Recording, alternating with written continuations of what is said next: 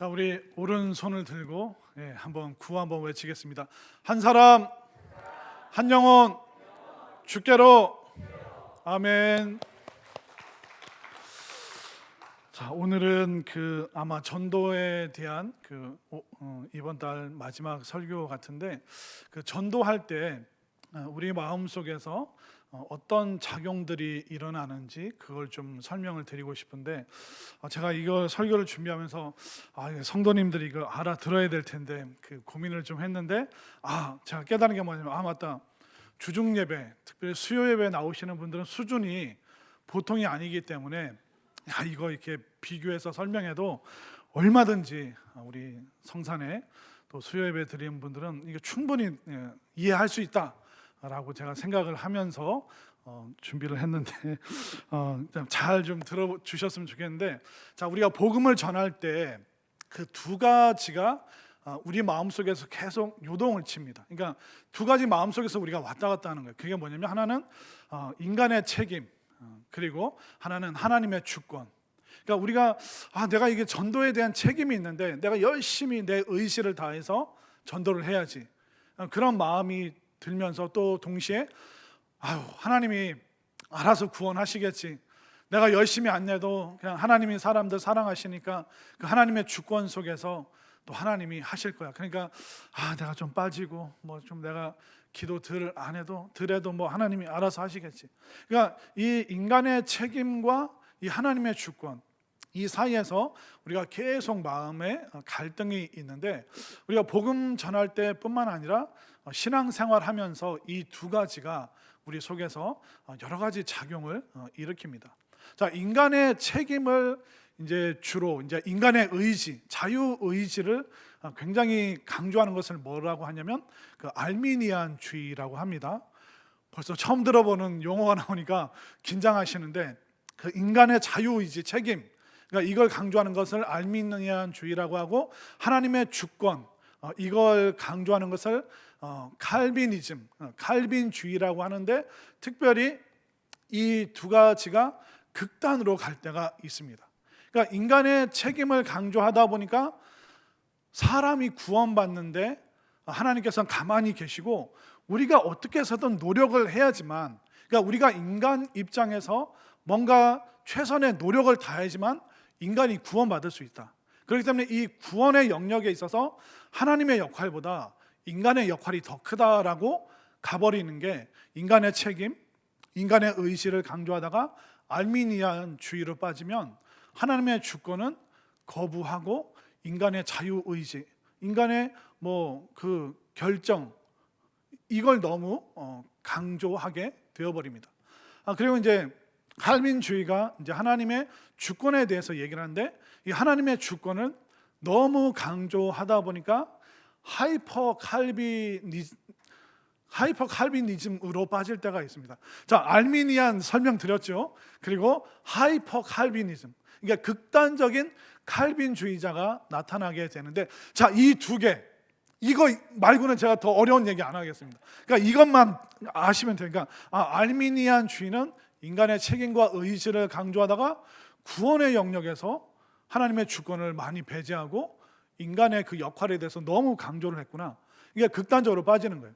또 칼빈주의가 극단으로 빠지면 칼빈주의 이외에는 모든 것을 비성경적으로 보면서 하나님의 주권을 너무 강조하면서 하이퍼 칼빈이즘, 극단적인 그런 칼빈주의자가 되어서 어떻게 얘기를 하냐면, 윌리엄 캐리라는 영국의 선교사가 있었습니다. 그분이 1800년대 선교사신데, 그분이 영국에서 인도로 선교를 가려고, 복음을 전하려고 그렇게 하고 있었는데, 신학교 교수님이 얘기를 하는 거예요.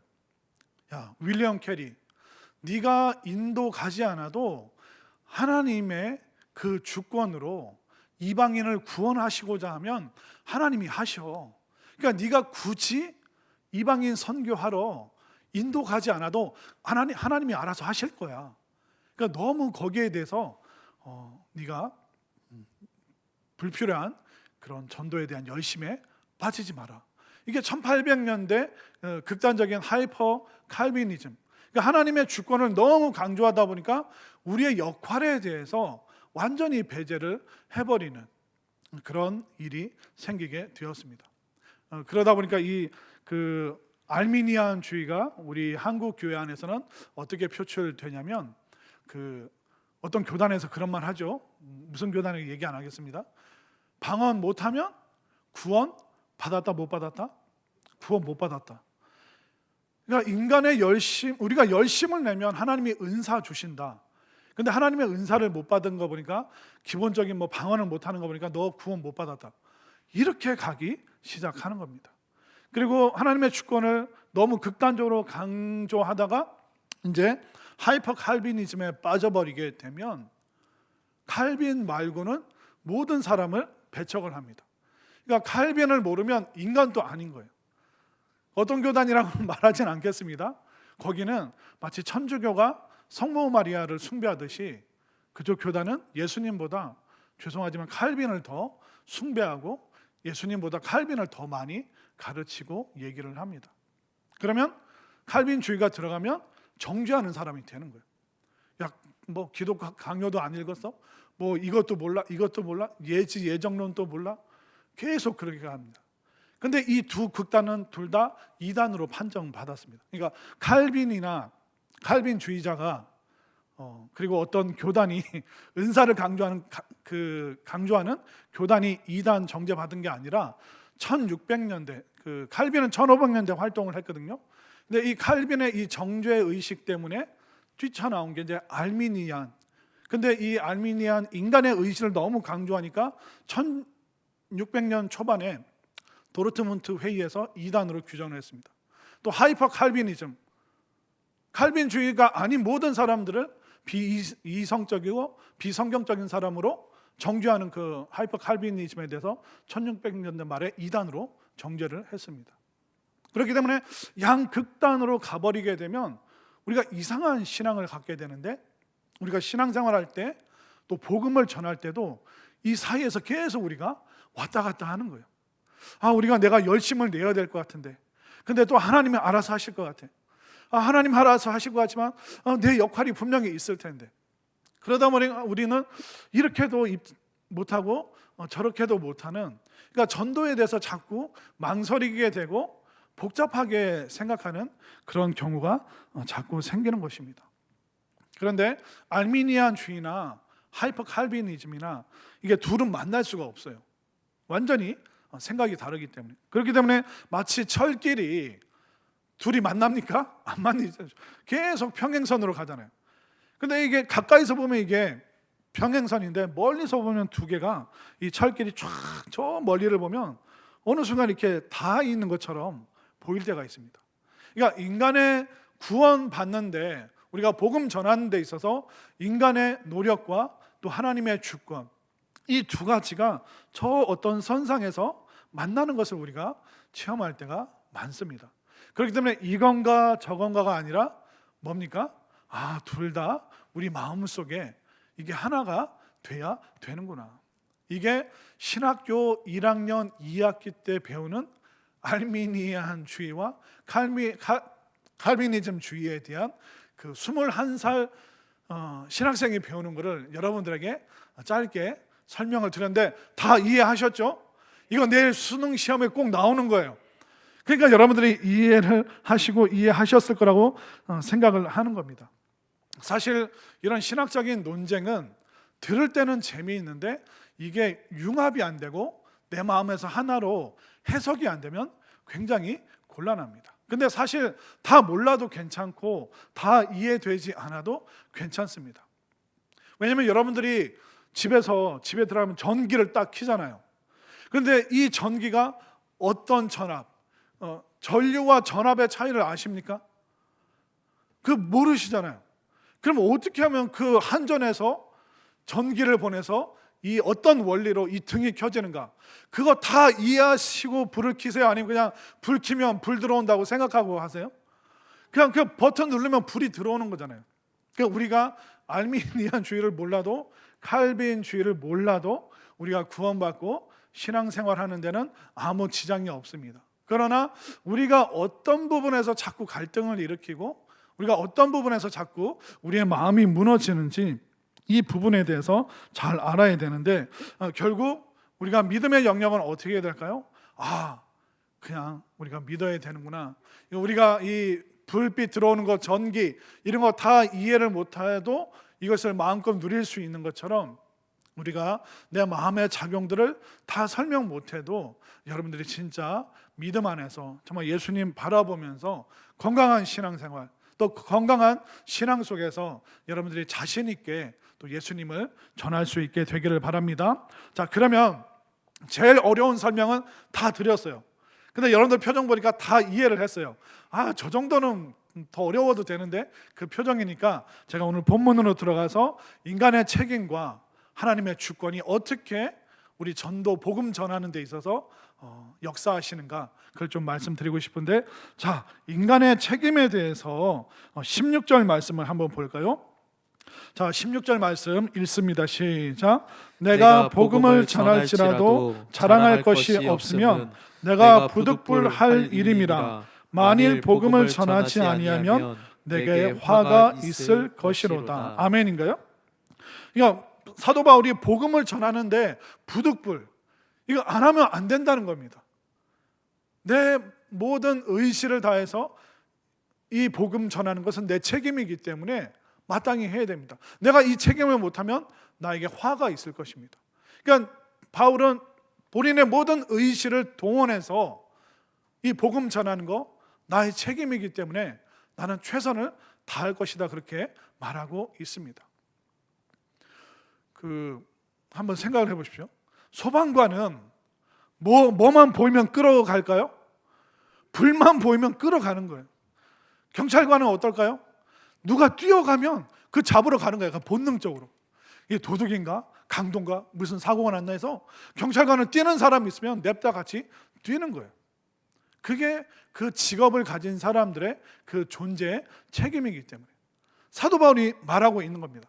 복음 전하는 건 믿는 사람으로서 부득불, 당연히 마땅히 소방관이 불을 끄듯이, 그리고 경찰관이 도둑 잡으러 뛰어가는 것처럼 복음 전하는 것은 우리 인간의 책임이다라고 말하고 있는 것입니다. 우리는 동물과 다르게 자신의 행동에 대해서 책임을 져야 되는 그런 존재입니다. 여러분들 요즘에 주변에 강아지 키우는 분들 많죠. 양지공원에도 매일 개들이 나와서 목사님 하면서 계속 컹컹 짖어요. 그래서 왜 이렇게 날 부르나, 나랑 놀고 싶나, 난 간식도 없는데 계속 목사님 그러고 막 짖더라고요. 그런데 이 개들이 산책 나와서 늘 하는 일이 있어요. 뭘까요? 벽에다 쉬 하잖아요. 그러면 여러분들, 개가 산책 나와서 벽에다 쉬하면 그 경찰에 신고합니까? 안 하잖아요. 근데 만약 이쪽에 사는 어떤 남자분이 자꾸 벽에다, 낮이고 밤이고 자꾸 남자분이 이제 벽에다 쉬한다고 생각해 보십시오. 그러면 그건 넘어갈 수 없는 거예요.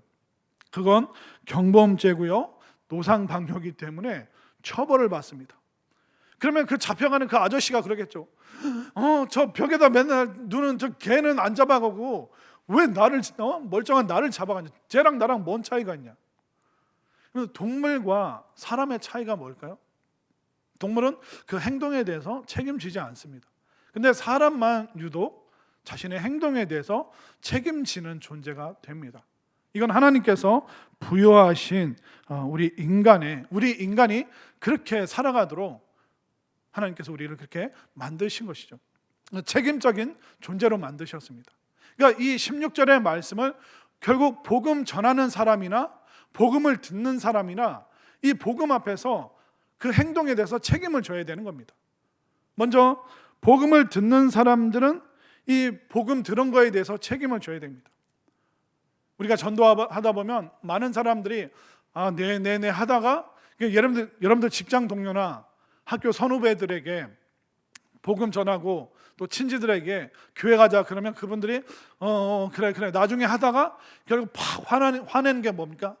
야, 내가 어떤 우리 집 가까이 있는 무슨 교회도 알고 내가 무슨 뉴스에서 무슨 목사도 받고 내 직장 동료 군대 상사, 어떤 사람들 뭐 교회 성도라고 그랬는데 나 그 사람들 때문에 절대로 나 교회 안 가고 예수 안 믿을 거니까 다음부터는 다시는 나에게 전도하지 마. 우리는 복음을 전하는데 그 복음을 듣는 사람들이 그렇게 행동을 할 때가 있습니다. 물론 마음에 상처가 있어서 그렇게 말하시는 분들도 있겠죠. 그런데 제가 예전에 부교육자 시절에 어떤 분이 이제 한 3개월 남으셨어요. 근데 본인은 몰라요. 3개월 남았다는 거. 그래서 그 가족들이 목사님 오셔서 예배 드려주시고 우리 아버지 영접기도 해주시고 꼭 천국 백성 될 수 있도록 도와달라고.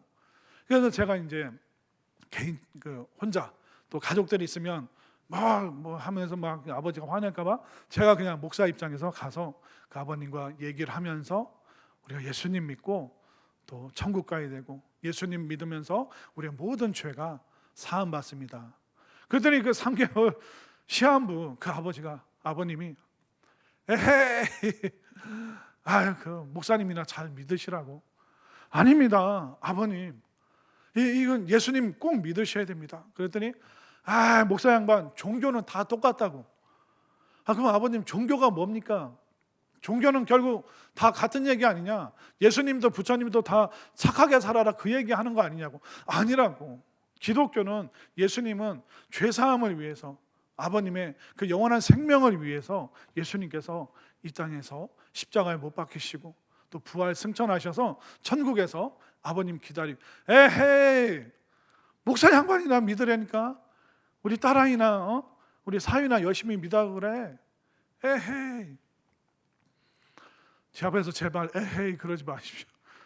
와 그냥 몇 번을 신방을 갔는데도 에헤이 목사님이나 잘 믿으시라고. 종교는 다 똑같다는 거예요. 그런데 3개월 후에 이분이 돌아가셨습니다. 그러니까 저랑 그냥 논쟁만 언쟁만 하다가 그러다가 시간이 다 가버렸습니다. 복음을 전하는 사람이 있죠. 근데 복음을 듣는 사람이 있죠. 그런데 뭐라고 말씀드렸습니까? 인간은 자신의 행동에 대해서 책임을 져야 된다는 겁니다. 많은 분들이 무슨 교회 때문에 무슨 목사 때문에 그리고 무슨 내가 경험했던 이웃 교회 다니는 사람 때문에 나 그 사람들 싫어서 교회 안 간다라고 스스로를 변호합니다. 그러나 이 땅에서 그렇게 복음에 대해서 거부하는 그 행동을 했던 그분들은 나중에 심판대 앞에 가서 스스로를 변호해야 되는 겁니다. 이러한 죄에 대해서 어떻게 생각하느냐? 왜 이런 죄를 졌느냐? 그럼 자기가 그 수만 가지 죄에 대해서 스스로를 변호를 해야 되는 거예요. 그러나 복음을 받아들인 사람은 어떻게 됩니까? 바로 예수님께서 우리의 모든 죄를 다 도말하셨다. 도말했다는 게 뭡니까? 비석에 있는 그 새겨진 돌에 새겨진 그 모든 것을 다 깎아서 평평하게 없게 만드는 것이 도말한다는 것입니다. 이 죄에 대해서 예수님이 변호를 해주시는 거죠. 믿는 사람에게는. 그 믿음에 대한 그 행동에 대해서 책임을 예수님이 져주시는 거예요. 그러나 스스로를 변호해야 되는 그 사람은 그 누구도 그 사람을 그 죄의 심판 앞에서 그 사람을 변호하고 도와줄 사람이 없는 겁니다. 그 죄에 대한 복음을 거부한 그 행동에 대한 책임을 누가 져야 됩니까? 당사자 본인. 복음을 거부한 그 사람이 그 모든 것을 감당을 해야 되는 것입니다. 그래서 저는 가끔 이렇게 승질나면 전도하다가 승질나면 야 예수님 믿어야 천국 간다. 안 믿으면 지옥 간다. 나 분명히 전했다 하고 싹 그냥 돌아서고 싶어요. 너무 화가 날 때는, 너무 답답할 때는, 너무 안타까울 때는 그럼 당신이 책임지시라고. 나는 전했으니까 들은 당신이 믿든지 말든지 나는 분명히 전했습니다. 이렇게 말하고 싶을 때가 꽤 많아요. 속상할 때가 많죠. 인간은 책임을 지는 존재예요. 분명히 사도 바울도 자신은 전하는 사람으로 책임을 지고 있다라고 말하고 있는 것이죠. 그렇기 때문에 제가 여러분들을 자꾸 꼭 한 번만 좀 데리고 오시라고. 한 번 오면 두 번 오고 세 번 오고. 그러면 교회 한 번 온 그 사람들은 말씀을 들을 기회가 있잖아요. 우리 인생이 그냥 흘러가다 끝나는 게 아니네? 야, 엄마 뱃속에서도 우리가 살아봤고 이 땅에서도 살아봤고 그 다음 죽어서 우리가 또 영원한 삶이 진짜 있나?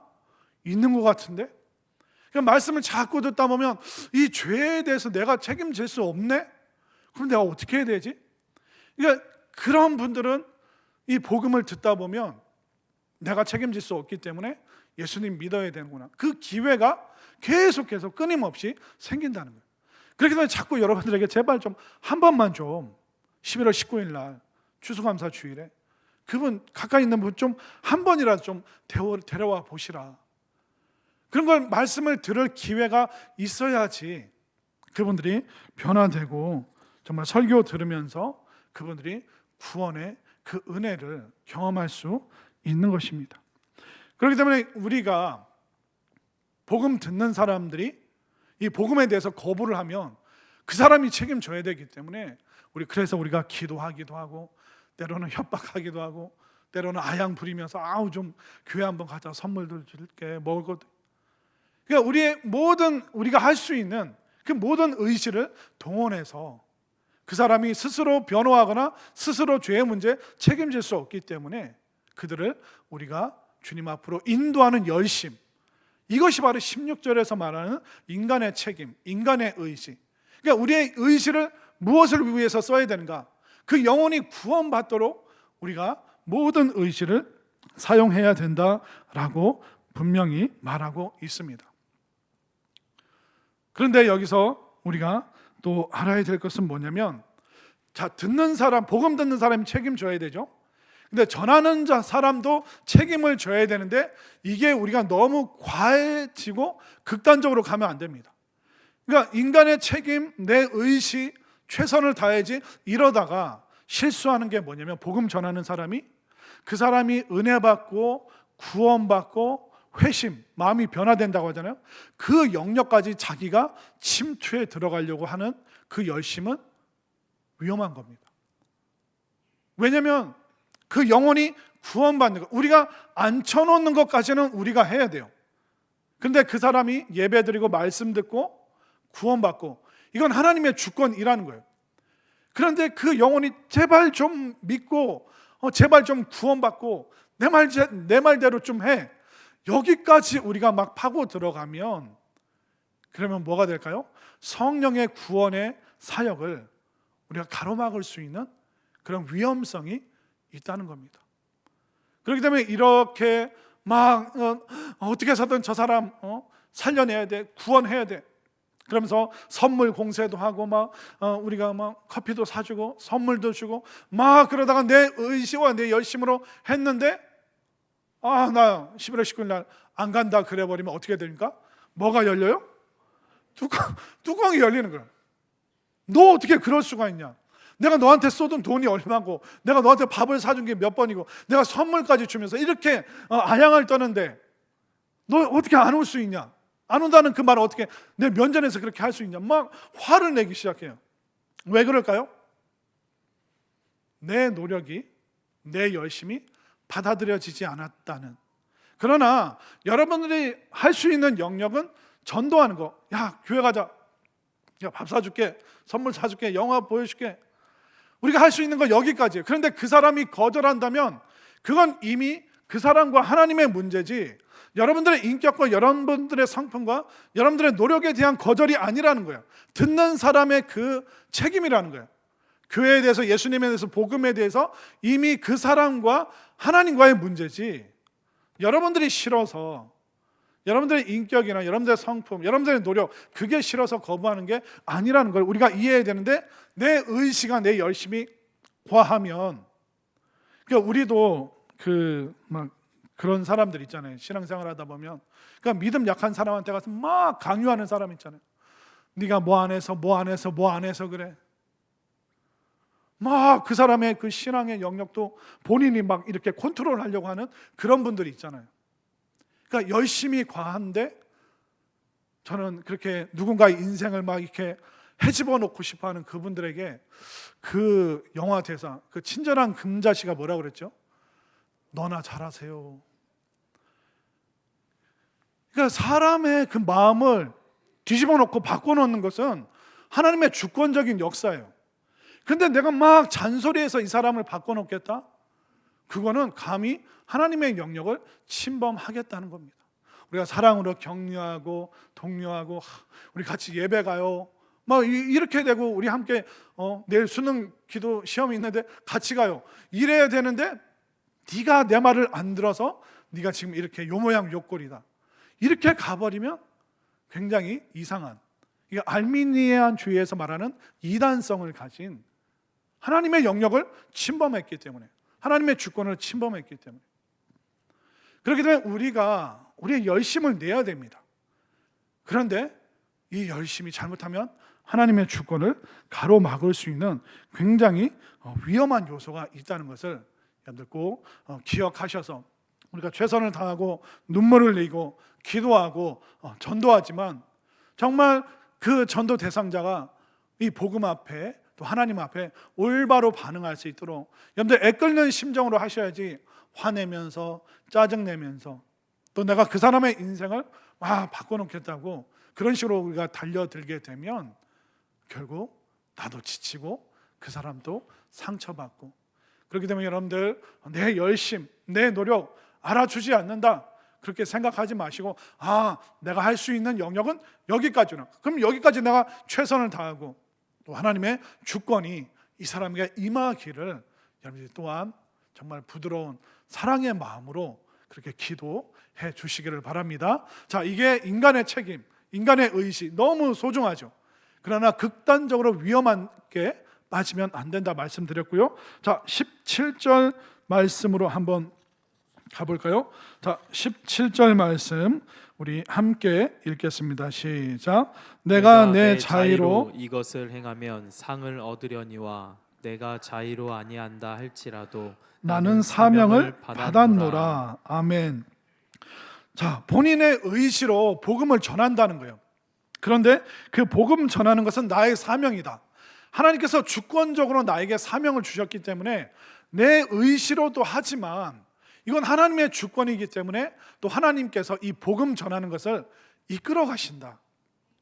그러니까 사도 바울이 얼마나 이 균형 잡힌 사람인지 이 성경 구절 구절을 보면 그는 인간의 책임과 의지를 다할 뿐만 아니라, 그러나 하나님의 영역, 내가 최선을 다하지만 그 하나님의 주권적인 나를 사명으로 부르신 그 하나님의 부르심으로 인해서 내 열심보다 하나님의 주권과 사명이 있기 때문에 나는 더 열심을 낼 수 있다. 이 하나님의 주권을 바라보니까 그가 할 수 있는 그 최선을 다할 수 있는 이 두 가지가 함께 어우러져서 너무 멋진 모습을 지금 보여주고 있는 것입니다. 자, 하나님의 주권이 왜 중요하냐면 사람들은요, 하나님 중심으로 살까요? 자기 중심으로 살까요? 자기 중심. 그러니까 우리가 신앙생활 하면서도 예수님을 영접하긴 했어요. 내 마음에 들어오셨어요, 예수님이. 그런데 내 마음의 의자에는 누가 앉아 있어요? 내가 앉아 있는 거죠. 근데 어떤 분들은 예수님을 마음에 영접했을 뿐만 아니라 내 의자에서 내려와서 예수님이 의자에 앉으시고 나는 그 앞에 무릎 꿇고 순종하는 사람이 있습니다. 그러니까 그리스도인이라고 해서, 성도라고 해서 다 똑같은 사람이 아니라는 거예요. 순종의 자리까지 가는가, 아니면 예수님을 영접하긴 했지만 여전히 내가 내 삶의 주인이 되어서 그렇게 살아가는가. 그리스도인들도 그런데 불신자들은 어떨까요?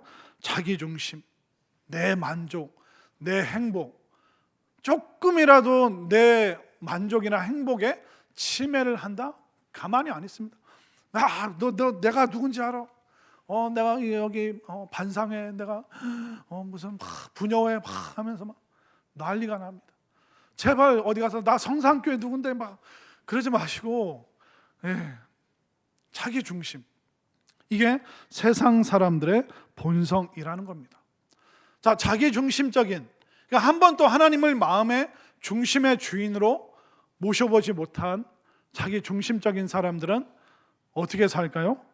그들은 하나님의 계획이 아니라 나의 행동, 나의 계획, 나의 의지로 내 인생 컨트롤할 수 있다라고 생각을 합니다. 불신자들이 대부분 그렇죠. 그들은 하나님이 내 삶에 개입하신다, 하나님이 내 삶에 찾아오신다, 여기에 대해서는 전혀 생각하지 않습니다. 모든 것을 내 계획과 내 행함을 통해서 내가 내 인생 컨트롤해야지 어떻게 그거 하나님께 의지할 수 있겠냐. 내 인생, 그러니까 신앙인데도 하나님의 개입에 대해서 거부를 하는 거예요. 하나님, 내가 알아서 할게요. 하나님, 필요하면 내가 하나님 찾아가고 기도할 테니까, 내가 알아서 할 테니까 내 인생 간섭하지 마세요, 하나님. 이런 사람들도 진짜 교회 안에 굉장히 많습니다. 그래서 이런 분들은 신앙 안에 있지만 인생은 자기 노력의 결과물인 거예요. 내가 열심히 해서 이루어낸 거고, 하나님 가끔 사이드에서 내가 필요할 때 내가 요청하면 좀 도와주시고, 여전히 자기 인생의 주인은 자기고 하나님 중심이 아니라 나 중심, 그리고 내 행복 중심. 근데 이런 자기 중심적이고 자기 행복을 추구하는 성도들이 언제 무너지는지 아세요? 한 번 불행의 바람이 확 불어오잖아요. 뭐라는지 아세요? 하나님 없다. 하나님이 계시다면 계속 행복 주셔야지 왜 내 삶에 불행과 고난이 찾아오냐? 이거 하나님 없는 거야. 내 인생에는 이런 계획이 없었어. 지금 내가 내 인생 컨트롤할 수 없다는 건 하나님조차 존재하지 않는다는 것이야. 이런 사람이 하나님의 주권에 대해서 신경이나 쓸까요? 하나님의 주인 되심에 대해서, 내가 주님 앞에 순종한다는 이 신앙의 기본 가치에 대해서 생각을 할까요? 전혀 안 한다는 겁니다. 교회 와서 기도도 하고 교회에 있는 여러 행사와 활동에 참여를 합니다. 그러나 여전히 마음의 중심은 누굽니까? 자기가 중심인 거예요. 여전히 내 삶의 주인인 겁니다. 내가 만들어낸 내 인생의 결과물을 보면서 뿌듯해야지 하나님이 도우셨다, 하나님이 인도하셨다, 하나님의 은혜다, 이런 고백은 안 하는 거예요. 왜 그럴까요? 왜 그 생각이 안 바뀔까요? 왜냐하면 거듭나지 않았기 때문에. 교회는 오래 다녔는데 거듭나지 않았기 때문에, 좀 아까 설명드린 대로 예수님을 마음에 믿긴 하는데 여전히 내 삶의 왕좌에서 절대로 자기가 안 내려가겠다는 거예요. 결국 길게 대화해보면 거듭남의 체험이 없는 거예요. 정말 내가 죄인이구나. 내가 내 인생 책임질 수 없고 내가 하나님을 주인 삼아 살아가지 않는다면 정말 나 아무것도 아니구나. 이 감정, 이 신앙적인, 이 정서적인 이 체험까지 못 가면 과연 그 사람이 거듭남이 있는가? 구원받은 사람인가? 우리는 퀘스천 마크를 던질 수밖에 없는 것입니다. 우리 인생 하나님의 주권이구나, 하나님이 인도하시는구나, 하나님이 통치하시는구나, 이 믿음이 여러분들에게 있게 되기를 바랍니다. 그렇기 때문에 중요한 게 뭐냐면 우리가 신앙의 함정에 빠지면 안 됩니다. 불신자들은 어떤 함정에 빠져 있습니까? 뭐 이상한 교회도 있고 이상한 목사도 있고 이상한 교인도 내가 만났고, 그러니까 나 교회 안 갈 거야, 예수님 안 믿을 거야. 그러면 그 사람이 그 본인의 그 말의 행동에 책임을 져야 된다는 거예요. 이게 얼마나 무서운 일입니까? 그렇기 때문에 우리가 알려줘야 되는 거예요. 야, 교회 한 번만 가자. 그냥 그분이 한 번 와 있으면 은혜에 대해서, 죄 사함에 대해서, 하나님에 대해서, 천국에 대해서, 십자가에 대해서 듣게 되기 때문에 그가 구원받을 수 있는 길이 그때서야 열리는 것이죠. 그런데 우리가 이것을 생각 못한다면, 내가 전도해야 될 저 사람이 어떻게 자신의 그 행동을 책임질 수 있을까? 심판대 앞에서 어떻게 스스로를 변호할 수 있을까? 그 사람이 저 인생을 책임지지 못한다는 것을 우리가 알기 때문에 어떻게 해서든 그를 인도하고자 하는 열심이 우리들 마음속에 생기게 되는 것이죠. 그런데 이 열심이 과하면 어떻게 됩니까? 그 사람이 은혜 받는 거, 그 사람이 구원받는 거, 그 사람이 신앙생활하는 그 조목조목까지 내가 막 개입하려고 하는, 내가 간섭하려고 하는 잘못된 과도한 열심이 표출되게 되면 오히려 상대방을 우리가 망가뜨릴 수 있는 그런 잘못된 열심, 과도한 열심이 우리를 함정에 빠지게 만드는 것입니다. 그러면 과도한 칼빈이즘, 하나님 주권을 그렇게 얘기하는 사람은 어떻습니까? 야, 전도 안 해도 야, 목사님이 알아서 할 거야. 뭐 장로님들이 알아서 할 거야. 우리 교회 전도 잘하는 사람들 있잖아. 하나님 알아서 하시겠지. 완전히 신앙적인 무기력증에 빠져버립니다. 하나님이 개입하시고 하나님의 주권이니까 하나님이 다 알아서 하시는 거지 뭐. 인간의 구원이 예정되어 있으면 우리가 개입 안 해도, 이런 식으로 자꾸 생각을 해버리는 것입니다.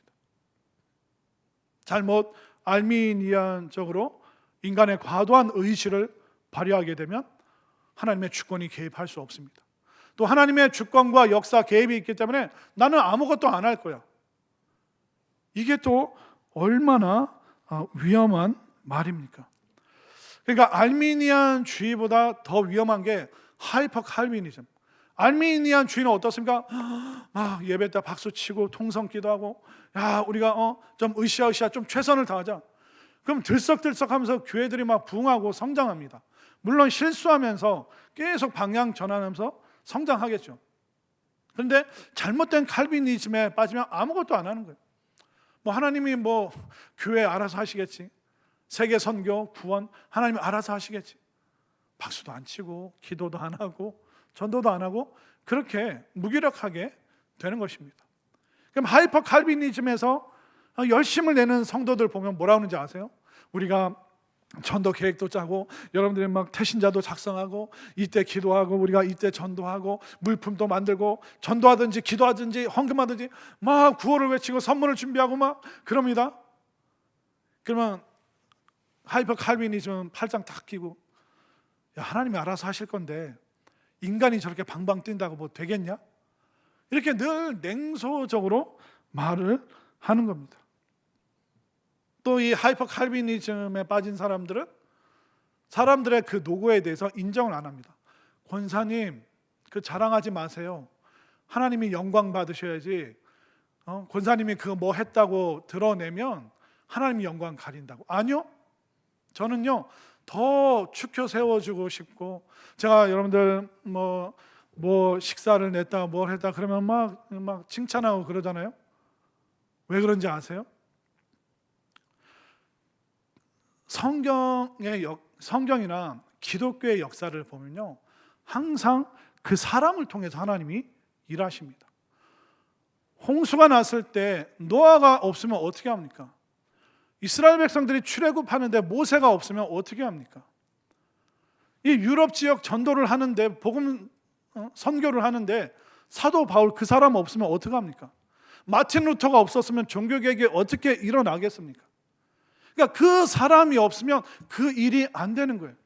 그래서 저는 헌신하고 봉사하고 헌금하고 밥을 내고 떡을 내고 음료를 내고, 이거 아무나 할 수 있는 게 아닙니다. 마음이 움직이지 않으면, 정말 성도를 교회를 사랑하지 않으면 아무것도 안 하고 그냥 저거 나도 할 수 있는데, 나는 저거보다 더 할 수 있는데, 늘 사람이 냉소적으로 변질되게 되는 것입니다. 하나님은 그 사람이 꼭 있어야지만 하실 수 있는 일이 있는 거예요. 그런데 그런 사람들의 노력과 애씀에 대해서 무가치한 걸로 그렇게 여긴다? 그것은 굉장히 위험한 자세라는 것이죠. 그렇기 때문에 오늘 두 가지 말씀 드렸죠. 하나는 인간의 의지와 책임. 근데 이게 극단적으로 가면 위험하다. 하나님의 주권을 거부하게 된다. 자, 하나님의 주권은 무엇입니까? 내가 주인이 아니라 하나님이 내 삶의 주인이시구나. 내가 순종하면서 살아야 되는구나. 근데 이 하나님의 이 주권을 또 극단적으로 가버리면 아무것도 안 하는 거야. 하나님 알아서 하시겠지. 내가 기도 안 해도 알아서 하시겠지. 내가 전도 선교 안 해도 하나님 알아서 하시겠지. 그러니까 무기력에 빠지게 되는 겁니다. 그렇기 때문에 저는 여러분들이 신앙생활을 좀 복잡하게 하지 말고 단순하게 하셨으면 좋겠고, 전도하다가 안 되면 오케이 알았어, 그럼 다음에 꼭 가는 거야. 또 전도하다가 누가 여러분들을 거절하면 여러분들을 거절하는 게 아니에요. 그 사람과 이제 하나님의 문제가 생기게 된 것입니다. 그럼 우리는 어디까지 해야 되는가? 전도하고 사랑하고 기도해주고 밥 사주고 우리가 할 수 있는 영역까지 다 하지만, 하나님 그 영혼의 구원 하나님 개입하여 주옵소서. 성령님 역사하여 주옵소서. 나의 역할은, 우리의 인간의 한계가 여기까지군요. 그 마음 심령 바꾸는 거 하나님 바꿔주시고, 어떻게 해서 내가 그 영혼 교회에 앉혀놓으면 하나님께서 말씀을 통하여 이 영혼이 변화될 수 있도록 하나님 도와주시옵소서. 그러니까 신앙생활을 단순하게 생각하면 되는 거예요. 우리 전도합시다 하면 전도하고, 기도합시다 하면 기도하고, 자 우리 박수하고 찬양하고, 우리 함께 율동 따라갈까요? 해 뜨는 때부터 뭐 해도 뜨고 뭐 해도 지고, 그러면 그냥 단순하게 하면 되는 겁니다. 근데 막 복잡하게 생각하고 뭐 끝간데까지 막 불필요한 생각 막 하고, 그러지 말고 사도 바울처럼 내가 열심을 내지만 하나님께서 주권적으로 나를 이끌어 가신다. 그 하나님의 그 사명 안에 나의 최선이 들어갈 것이고, 또 하나님께서 이 모든 것을 합력하여 선을 이루시고 복음 전하게 해주시고 또 구원하신다. 이 단순한 이 확신 가지고 우리가 11월 19일 며칠 남지 않았는데 여전히 여러분들 주춤거리고 망설이지 마시고 단순하게 이번 주 일요일, 주일이라고 하면 못 알아들으니까 이번 주 일요일 날 뭐해? 야 우리 교회 같이 가자. 선물도 주고 밥도 있고 떡도 주고 과일도 주고 하여튼 엄청 많이 준다. 그 네가 가면 나 체면 좀 설 것 같아. 내가 장로인데, 내가 권사인데, 안수집사인데 한 번만 가주면 안 될까? 여러분 단순하게 그냥 거절할 수 있어요. 괜찮아요. 그거 하나님의 문제고, 우리가 할 수 있는 그 최선은 내가 책임지고 그 일을 잘 감당해서 많은 사람들을 주님께로 인도하는 그 구원의 역사, 이 복음의 역사에 단순하게 기쁨으로 감사로 참여하는 우리 모두가 될 수 있기를 간절히 소망합니다.